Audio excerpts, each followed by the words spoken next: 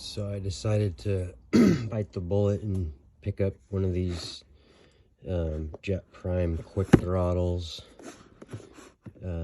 with the switch that goes along with it. So they have a unit that's basically new switches that uses the existing throttle. This is the complete throttle unit plus the switching unit that goes with it, and I think this is my the left-hand switch that I got from JETPRIME. So there's the model number on the throttle. I actually ordered these three directly from them, and versus ordering it from AF1 where it might take 2 months or something. I got this stuff in like a week, really quick. So you can see kind of the difference. It's a little less bulky. For all you know, it actually probably weighs more having some metal versus all plastic, which I think that could be good for some dampening. You never know.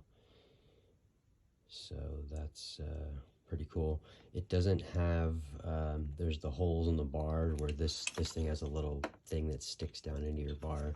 This doesn't have that. It just tightens on just like a traditional throttle would on a normal bike.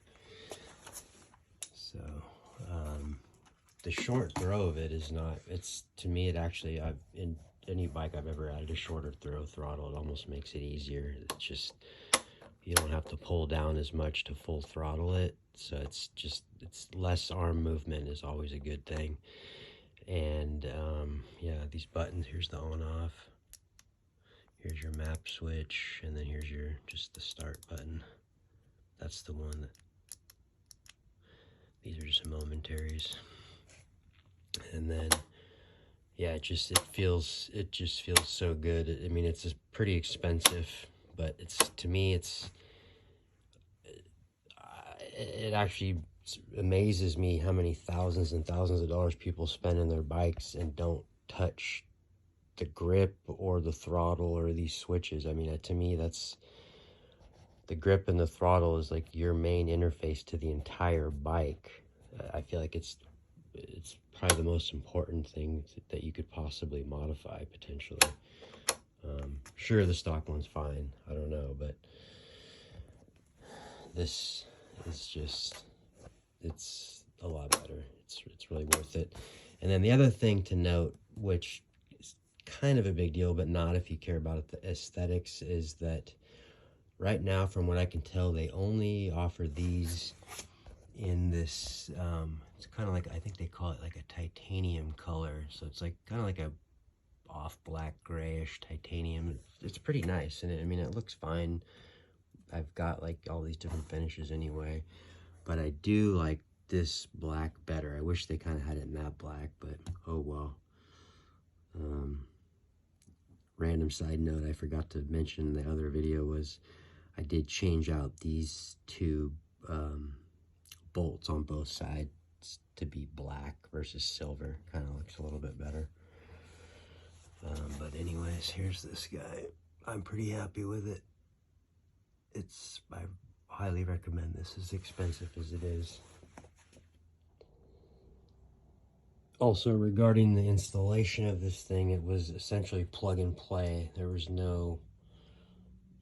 You just unplug the old one and plug in the new one. You did have to remove the front fairing, and then you do actually have to take this whole center section and split that open, which is kind of like your air intake. So the trickiest part on that was basically getting it back together and making sure all the wires were fished up into this top section.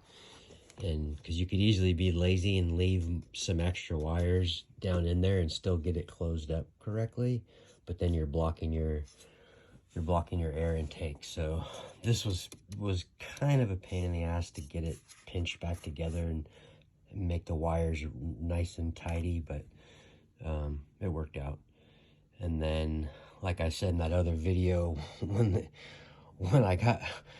this was not wired correctly or not wired per this bike. Who's to know if it's correct or not. Luckily, I only had to open up this top section, take this off and this off, and I was able to get in there and rewire that. So that was a nightmare though, just to think about it, but it wasn't hard.